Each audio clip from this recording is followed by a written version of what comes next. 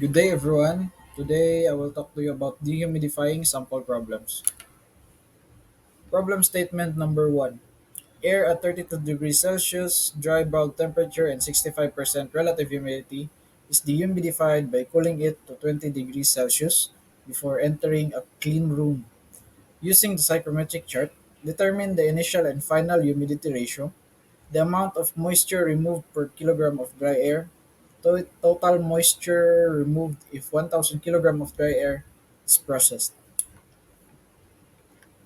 So natay given na T1 na 32 degrees Celsius, relative humidity nga 65%, T2 na 20 degrees Celsius o 1,000 kilograms of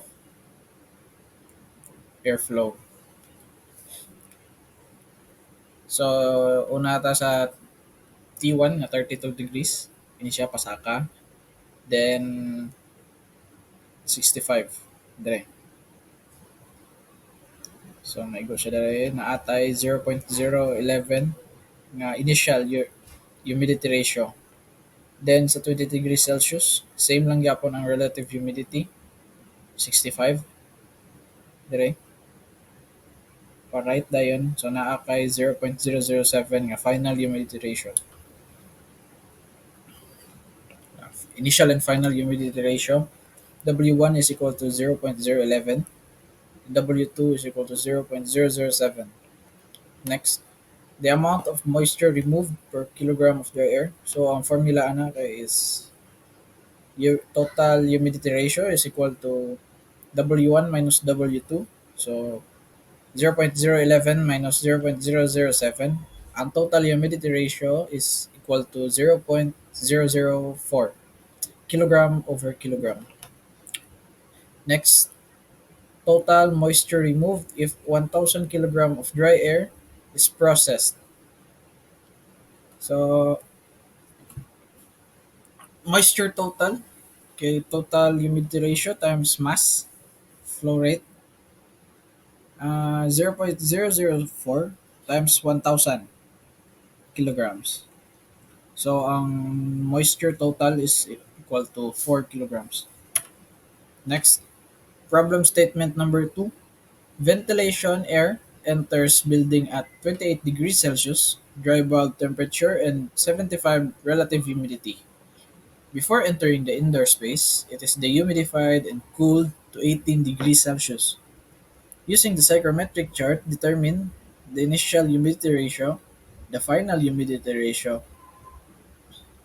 the amount of moisture removed per kilogram of dry air, the total amount of water removed if 600 kilogram of dry air is processed. Not a given 28 degrees Celsius nga T1, relative humidity nga 75%, T2 nga 18 degrees Celsius nga 600 kilogram of uh, mass flow rate. So T1 sa ta, natay 28 dali. Then 75 na dali. Pa-right dayon para makuha nato ato ang initial humidity ratio, which is equal to 0.014. Then next dayon kay dito sa 18 degrees Celsius. Dire. Same lang yapon ang humidity ratio, which is 75%.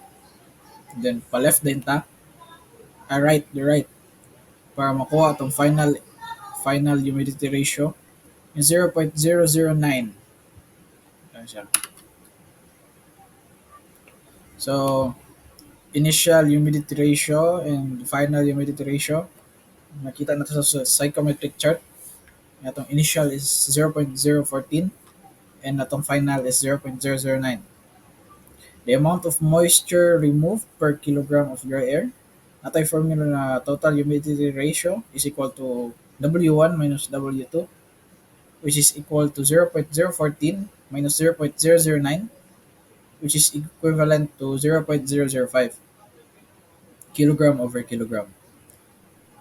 Next, the total amount of water removed if 600 kilogram of dry air is processed. So moisture total nato equal nga nato formula nga is equal to total humidity ratio times mass flow rate, which is equal to 0.005 times 600. Ang total din ana kay moisture total is equal to 3 kilograms. That's all. Thank you.